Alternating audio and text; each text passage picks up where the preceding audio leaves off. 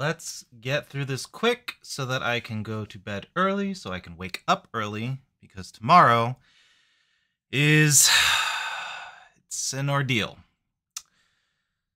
So let's start with Inktober side of things. We have Rust. All right. And Creeptober side of things adds Monster. Rust Monster. There is only one way that I could go about this. I could have taken a little more time to kind of think about it and be like, ooh, is it like a rusty garbage monster that's coming out of a swamp? That would have been cool, but I couldn't get the idea out of my head of a very classic Dungeons & Dragons monster called the Rust Monster, which is essentially an oversized and glorified cricket, or grasshopper, I guess. And what it does is it goes around and just sort of dissolves any sort of metals. I think gold is exempt, but it's a really messed up, like, low-leveled monster. So if your players need a little, like, checks and balances kind of thing, then you can always just kind of take away or degrade the suit of armor that they've been relying really heavily on, or that sword that you thought wasn't going to be that powerful, but they end up making it, like, destroy everything in its path. So this is what I did. I did look around to see if there was a Rust Monster model that I could move around and animate, but I didn't really find anything that I really liked and or thought I could work with. So I decided to come at this Rust Monster determination from a different angle.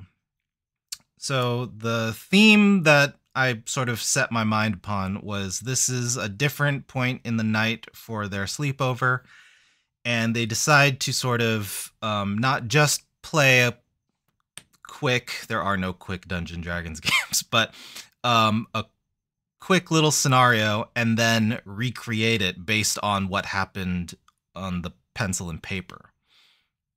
So because at the time I didn't really know what I was going to do with the Rust Monster in the scene.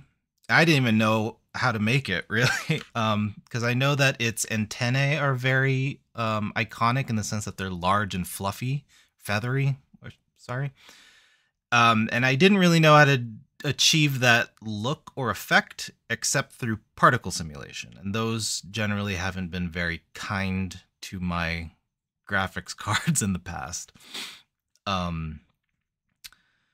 So I decide that Red is going to be the one that's kind of doing the pre-battle. So he's running through the scenario in the traditional pencil and paper, and our little cartoon Shadow over there, he's doing the prep for the greater event later in the night.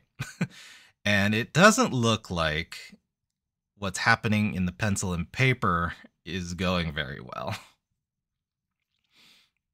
So this is the particle simulation. It's the hair version of it, and I don't know, it's always so weird because you want to do an edit or something, like comb it back and style it, but then the particle system like locks itself and you have to either delete your edit or you can't go back and like change the amount that happened, the amount that's rendered, sorry.